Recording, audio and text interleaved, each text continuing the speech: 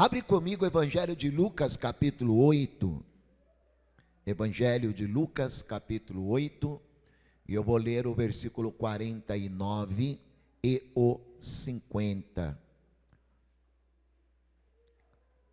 Lucas, capítulo de número 8.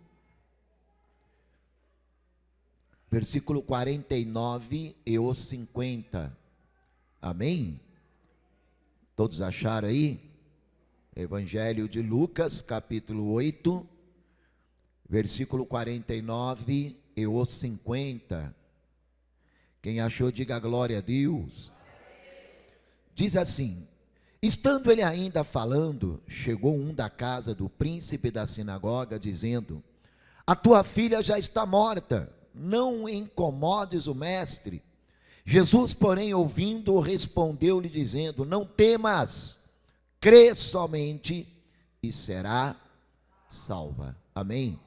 Eu vou ler após a minha leitura, eu quero que você repita bem alto e bem forte o versículo de número 50, tá?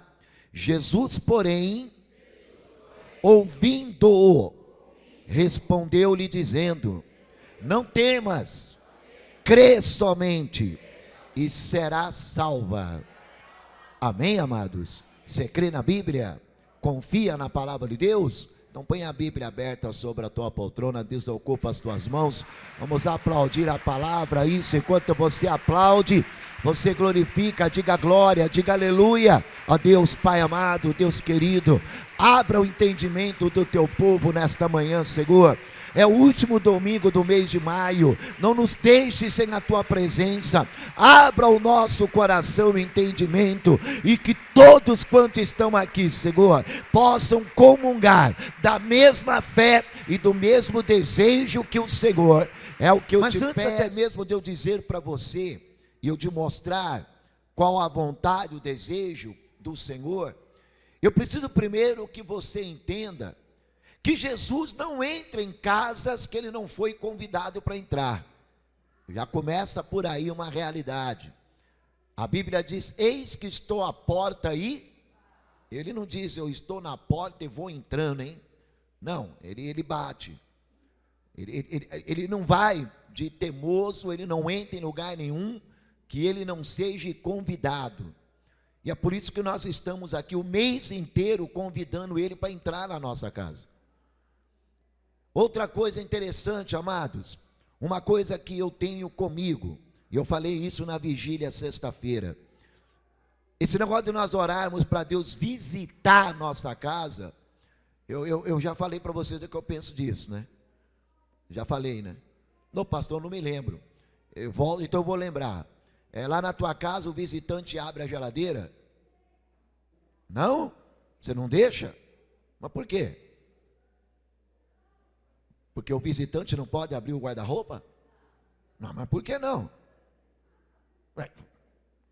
O visitante não pode ir lá e mudar as mobílias? Pegar lá o sofá, tirar do lugar e colocar onde ele quer? Mas por que o visitante não pode fazer isso? Alguém pode me responder?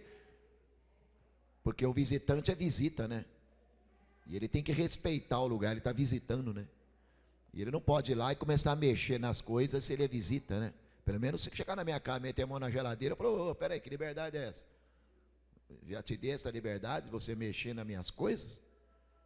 Peraí, aqui você é visita, né? Então aqui você não mexe. Agora, quem pode mudar alguma coisa? O dono, né? Só o proprietário. Quem é o dono da casa? Quem é o senhor da casa? Quem tem a chave da casa? Quem é o que muda? Então eu preciso começar a orar diferente.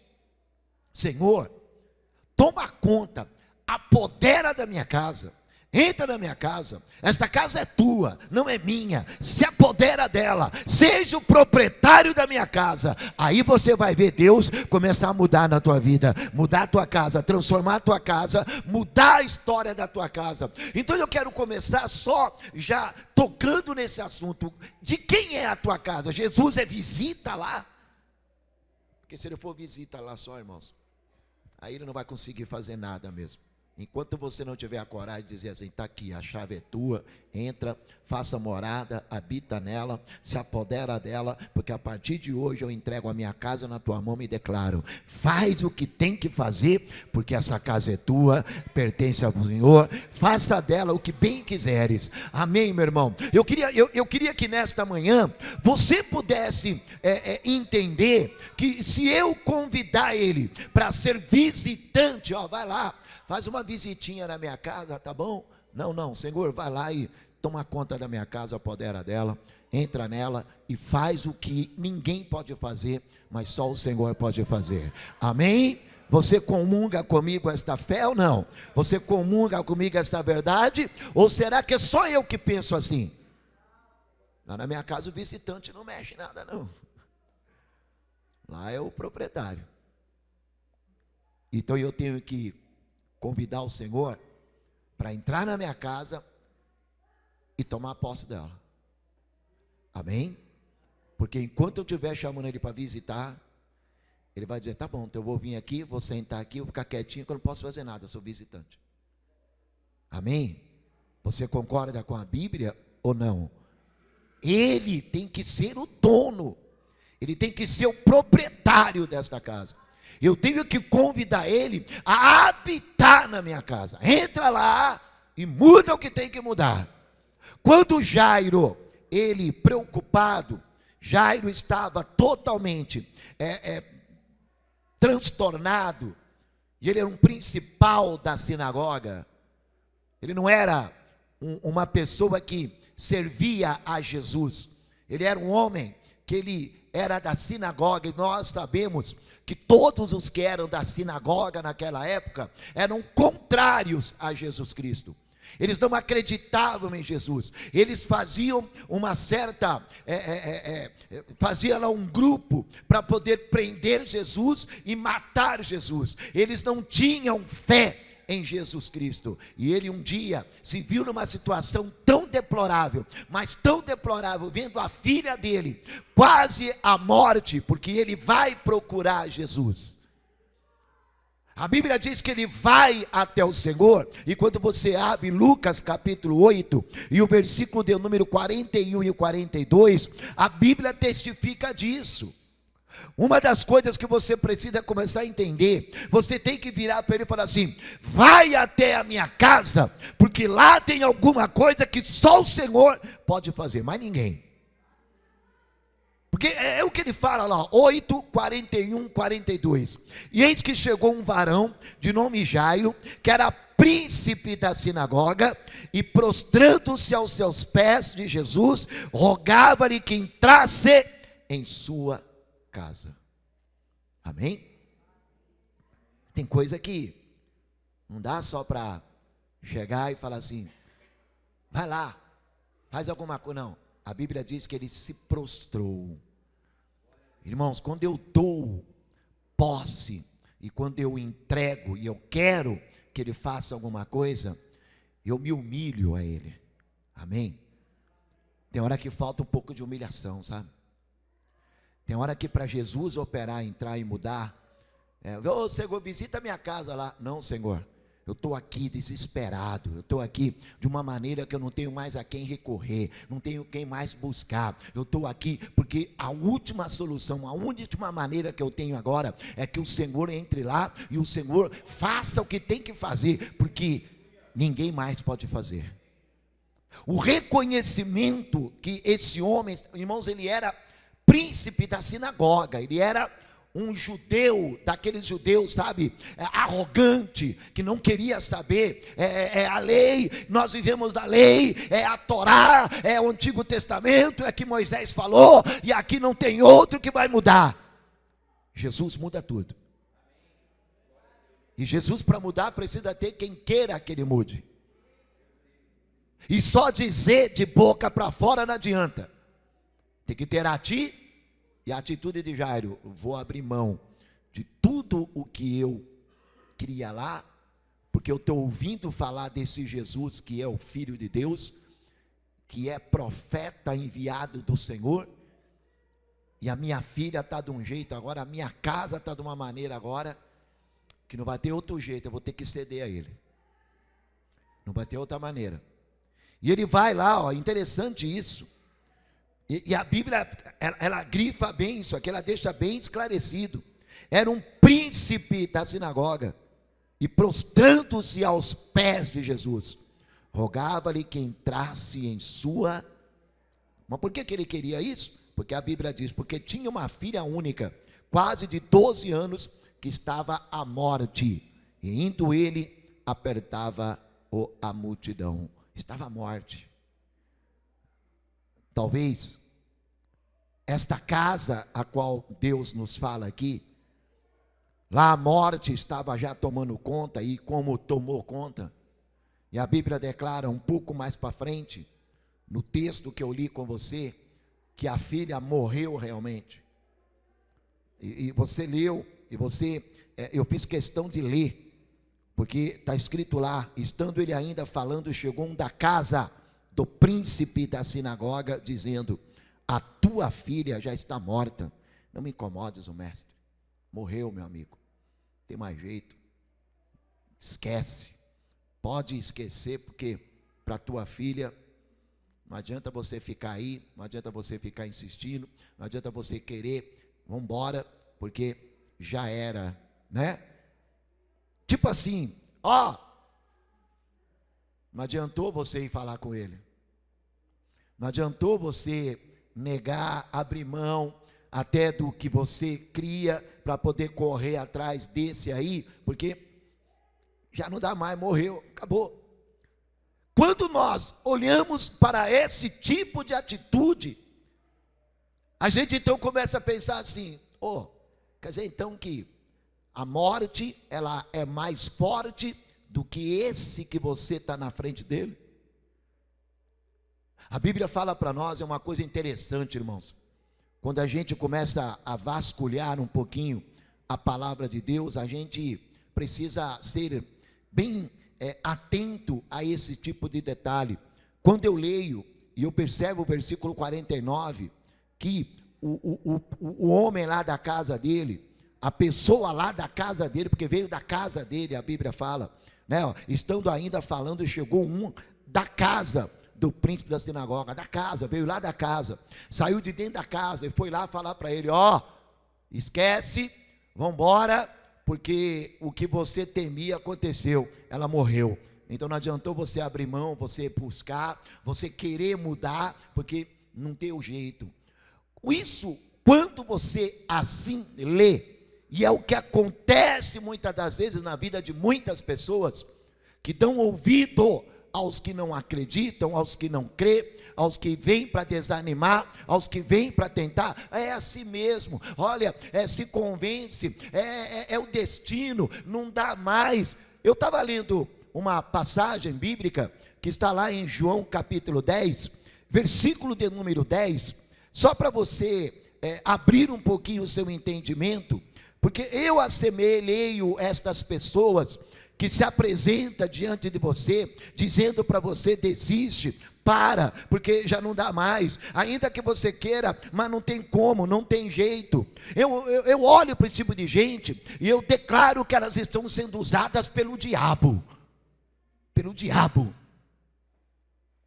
porque o Deus que eu sirvo é um Deus do impossível, é um Deus que faz o milagre na vida daquele que crê. E se porventura você está aqui, você crê, aquilo que o diabo falou, Deus vai mostrar para você que é diferente, e o nome dele vai ser glorificado. Pastor Edson, mas peraí, o homem veio lá da casa daquele homem e disse que a menina estava morta, mas eu não acredito no que o homem fala, porque a última palavra é de Deus, e o meu Deus é Deus que ressuscita mortos, amém? E o diabo diz que não, porque a Bíblia diz também em João 10:10, diz assim, o ladrão não vem senão a matar e a destruir, mas ele coloca uma ponto e vírgula, continua, eu vim para que tenham vida, e a tenham recebe vida onde tem morte hoje, em nome de Jesus Cristo. Irmãos, presta atenção, minha irmã, meu irmão, meu querido. Talvez você está aqui vivendo esse momento, vivendo uma situação, morreu a esperança, morreu a paz, morreu o meu casamento, morreu a minha saúde, morreu a minha vontade de lutar. Ressuscita hoje, porque amanhã Deus tem notícia boa para te dar. Deus tem prosperidade, Deus tem um casamento novo, Deus tem uma família restituída, Deus tem um filho restituído, uma filha restituída. Mas para isso Deus precisa encontrar aquele que crê não em mim. Ele diz assim, aquele que crê em mim, ainda que morra, e aquele que crê em mim, ainda que esteja vivo, não morra. Será que você pode crer em Jesus? Quem pode crer em Jesus Cristo aqui? Quem pode crer em Jesus Cristo? Em Jesus Cristo. Quem crê que Ele ressuscitou ao terceiro dia, levanta a mão e me diga: a morte não vai vencer, a morte não tem poder, a morte não pode vencer aquele que crê, a morte não pode vencer aquele que acredita. Não acredita no homem, mas acredita no Filho de Deus que desceu do céu e morreu para que eu pudesse ter vida, e eu pudesse ter vida bastante. Começa a colocar a tua fé em ação, começa a colocar a tua fé acima das coisas que o homem te diz que não dá, para Deus dar. Mas você precisa começar a entender o processo, sabe? Tem pessoas de dentro da tua casa querendo que você desiste.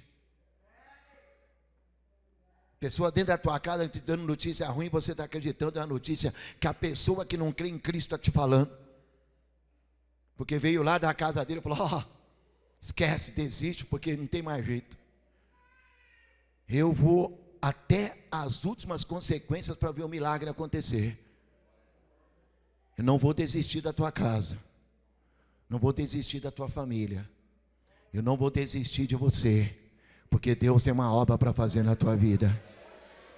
Mas não adianta só eu não desistir, você também não deve desistir, não é? Será que você pode ser boca de Deus e falar para a pessoa do teu lado assim: se você desistir, como é que faz? Como é que vai ficar? Hein? Fala para mim. Se você desistir, hein?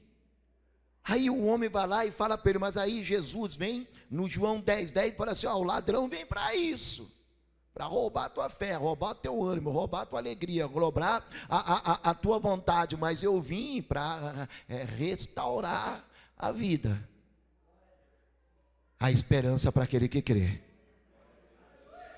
Amém? Você já viu aquele louvor que fala? Louvor fala isso, né? Pode o milagre enfim acontecer quando você acreditar. Enquanto você crê, enquanto você ainda acredita, enquanto você ainda confia, o milagre pode acontecer. Mas se você deixar de acreditar, e o inimigo fala: venci. Venci. O filho não vai dar para mais nada, o marido vai deixar, a mulher vai abandonar, o patrão vai mandar embora. Venci. Porque ele que cria naquele lá desistiu. Agora eu estou com a faca e o queijo, vou cortar uma fatia bem grande. Mas hoje Deus tira a faca da mão do diabo e coloca a esperança no teu coração. Amém? Quem recebe isso aí? Você pode usar essa mão direita que Deus abençoou, pode colocar no teu irmão do lado e falar assim: volta a crer, volta a acreditar. Hein? Começa a entender o processo, as coisas como são. Aí a Bíblia diz, e voltando lá no nosso texto, né, aonde esse homem recebe essa notícia, e o que me chamou a atenção é que Jesus rapidamente fala para ele: ei, presta atenção, somente creia, crê somente, crê, você está diante daquele que pode mudar totalmente a história da tua casa. Mas crê, somente crê, acredita, confia, não desanima, não desista, porque o versículo de número 50 que você leu comigo é exatamente esse. Jesus, porém, ouvindo, respondeu-lhe dizendo: não temas, crê somente e será salva. mas eu preciso crer, eu preciso continuar crendo, preciso continuar acreditando. Mas volto a te repetir, meu irmão, tudo isso porque ele foi lá e ele disse para o Senhor: ó, se você pediu para mim entrar na tua casa, pediu para mim, mas agora você está dando ouvido para o que estão falando? Você está dando ouvido agora para o que vieram te falar? E o mais interessante, detalhe interessante, é que veio de dentro da casa dele. A Bíblia diz que logo o inimigo do homem será da sua própria casa. Está lá, está escrito: logo o inimigo do homem será da sua própria casa. Estará dentro da sua própria casa. E às vezes o que está dentro da nossa casa, irmãos, nem é um parente, nem é uma pessoa da parentela. Talvez nem é o marido, nem é a filha, nem é o esposo, não é? Talvez de dentro da nossa casa. Quando ele fala assim, de dentro da nossa casa, está lá dentro da nossa casa, está se apoderando, está lá comendo na mesma mesa, está lá vivendo os momentos, porque Jairo, ele recebia muita gente na casa dele. E quando você lê o versículo de número 51, olha o que a Bíblia diz aqui, ó: e entrando em casa, a ninguém deixou entrar. Observa, quando Jesus chega na casa de Jairo, quando ele entra na casa que ele foi convidado para entrar, ele logo observa lá um monte de urubu, um monte de gente negativa, um monte de gente que não confessava a mesma fé, que queria atrapalhar o que ele foi fazer lá. Presta atenção, cuidado quem você põe na tua casa para dar palpite lá. Cuidado que você está colocando para entrar na tua casa, para viver os momentos que você está vivendo. Tem coisa que é só você e Deus e mais ninguém. Tem coisa que você tem que ter a ousadia de dizer assim, ó: aqui nessa casa, enquanto eu ainda for pai, enquanto eu ainda for mãe, enquanto for eu ainda que coloco alimento e sustento nessa casa, só entra aqui quem confessa a mesma fé que a minha, que quer me ajudar, que quer me apoiar, que quer me dar uma palavra de consolo, que não quer me desanimar, que não quer me entristecer. Ô mulher de Deus, homem de Deus, começa a entender o que está dentro da tua casa, o que tem enfiado dentro da tua casa que está te desanimando. A Bíblia diz que ele fala assim, ó: só entrou Pedro, Tiago e João, e o pai e a mãe, mais ninguém. O resto falou: sai daqui, ô cambada tá que nem urubu na carniça, sai daqui, pode ir embora, não quero vocês aqui não. Só vai entrar aqui Pedro, Tiago e João, porque confessam a mesma fé que a minha, porque acreditam em mim, porque acredito no que eu sou capaz de fazer. Agora o restante pode sair. Quero ninguém aqui atrapalhando. Quando você tiver essa ousadia, Jesus começa a operar na tua casa. Amém? Ele pediu para Jesus entrar. Entra na minha casa, tá bom, eu vou lá, hein? Mas crê, aquele monte de incrédulo lá, eu vou arrancar fora, hein? Não quero lá não, vai atrapalhar. Então quando eu estiver lá, eu não quero ninguém lá que não acredita em mim. Porque tem momentos que nós temos que viver no meio daqueles que confiam e acreditam no Senhor. Ah, pastor, mas eu quero tanta gente para poder, sabe? A gente se sente tão bem quando tem fulano, ciclano, beltrano, não sei mais quem. Tem particularidades da sua vida que só cabe a você e Deus. Tem algumas particularidades da tua vida, do teu casamento, da criação dos teus filhos, das coisas que você faz que cabe a você e Deus e mais ninguém. Amém? Tem um ditado que diz assim: antes só do que mal. Você pode aplaudir Jesus? Tem um ditado bem claro que diz: antes só que mal acompanhado. Diga com quem tu andas que eu digo quem tu é. Amém? Diga com quem tu andas que eu vou dizer quem você é. Jesus entrou naquela casa, logo identificou: tem coisa errada aqui. Ó, ninguém mais entra. Fica todo mundo aí fora. Não quero mais ninguém aqui. E ele começou a agir, trabalhar a partir daquele momento. E olha só que interessante, quando ele não deixa ninguém entrar, a Bíblia diz, versículo 52, e todos choravam e pranteavam, e ele disse: não chores, não está morta, mas dorme. Olha o 53, e riam-se dele, sabendo que estava morta. Pastor, mas as pessoas não estavam erradas. Claro que estava ali, diante deles estava o que ressuscita. Diante deles estava aquele que veio para dar vida, como eu li para você, eu vim dar vida. E as pessoas riam, zombavam. Irmãos, eu não posso ter na minha companhia quem zomba da minha fé. Quem zomba da minha fé. Quem zomba da minha crença. E eu estou lá. Né, mas fazer o quê, né? Tem que suportar, tem que aguentar. Tem hora que a gente tem que expulsar. Desculpa a minha sinceridade. Tem hora que atrapalha, irmão. Atrapalha a tua fé, a tua comunhão com Deus. Atrapalha. Você sabe por que eu não rodo muita gente na minha casa? Por causa disso. Porque na minha casa eu quero ter liberdade com Deus, liberdade com a minha esposa, liberdade com os meus filhos. Não é? É ou não é verdade? Tem hora que a gente não quer, não é verdade? Aí atrapalha, né? Incomoda. Não me deixa eu ser realmente o que Deus quer que eu seja. Desculpa, tem hora que eu quero. Você quer discutir um assunto lá com a esposa, com o filho, e não dá, né? Está lá, está incomodando, está atrapalhando, não vai embora. Meu Deus do céu, que coisa. Ai, não é na verdade?